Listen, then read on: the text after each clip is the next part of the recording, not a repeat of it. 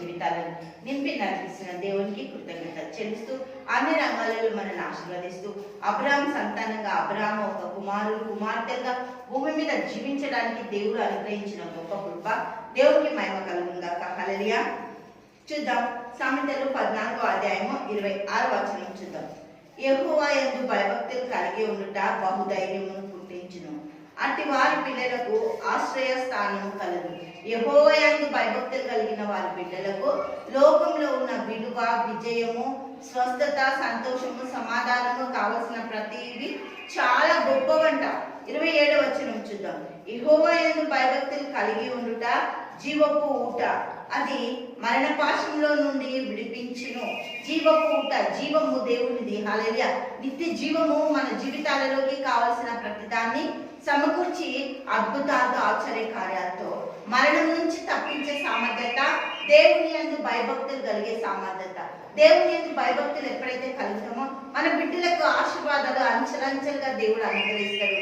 మన బిడ్డలకు ఆస్తులు ఇవ్వాల్సిన అవసరము కంటే దేవుని యందు భయభక్తులు కలిగి ఉండడం నేర్పించడం చాలా ఇంపార్టెంట్. హల్లెలూయా. దేవుని యందు భయభక్తులు కలిగి ఉండడం వల్ల తరతరాలు ఆశీర్వదింపబడ్డాయి. తరతరాలకి దేవుడుగా తెలువబడుతున్న యెహోవా భయము, జ్ఞానము, తెలివి సంపాదించుకోవడానికి కారణం ఏంటి అంటే యెహోవా యందు భయం కలిగి ఉండడం.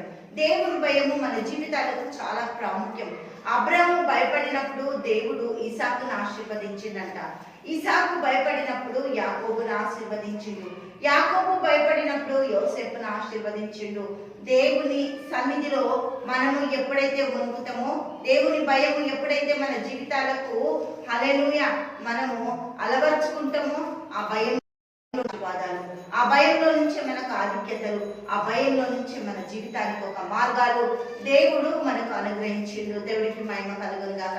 ప్రతి విషయంలో మనము జీవపు ఊటలు కలిగి ఉండాలి అంటే 87వ అధ్యాయము 7వ వచనంలో మా ఊటలన్నీ మీ అందే ఉన్నాయి కదా. దేవుని అందే మన ఊటలన్నీ ఉన్నాయి. ఎప్పుడైతే ఆయనకు భయపడతామో ఆ ఊటల్లో నుంచి మన ఆశీర్వాదాలు, ఆ ఊటల్లో నుంచి మన విజయాలు, ఆ ఊటల్లో నుంచి మన స్వస్థతలు, ఆ ఊటల్లో నుంచి మనం అనుకున్నవన్నీ కూడా దేవుడు సమకూరుస్తాడు.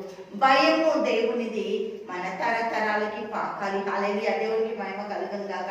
దేవుని భయము లేకపోతే దారి తప్పిపోతారు. దేవుని భయం అయిపోతారు. దేవుని భయము గనక బిడ్డల జీవితాలలోనికి మనము చూపించకపోతే బిడ్డలు చెడు మార్గాలలోనికి, చెడు వ్యసనాలలోనికి వెళ్ళిపోయే ప్రమాదం ఉంటుంది. దేవుడికి మహిమ కలుగును గాక. దేవుని ఒక విజయము నేర్పడానికి కారణం దేవుని భయమే. హల్లెలూయా. తండ్రి యేసయ్యానికి మన స్తోత్రాలు, గొప్ప అద్భుతకర ఆశ్చర్యకర నీకే స్తుతులు స్తోత్రాలు చెల్లిస్తున్నాం. ప్రతి కుటుంబాన్ని దీవించండి, ఆశీర్వదించండి. నీ భయంతో బిడ్డలు నడవగలిగే సామర్థ్యత దయచేయండి. యేసుక్రీస్తు నామంలో ప్రార్థిస్తున్నాము తండ్రి. ఆమేన్, ఆమేన్, ఆమేన్.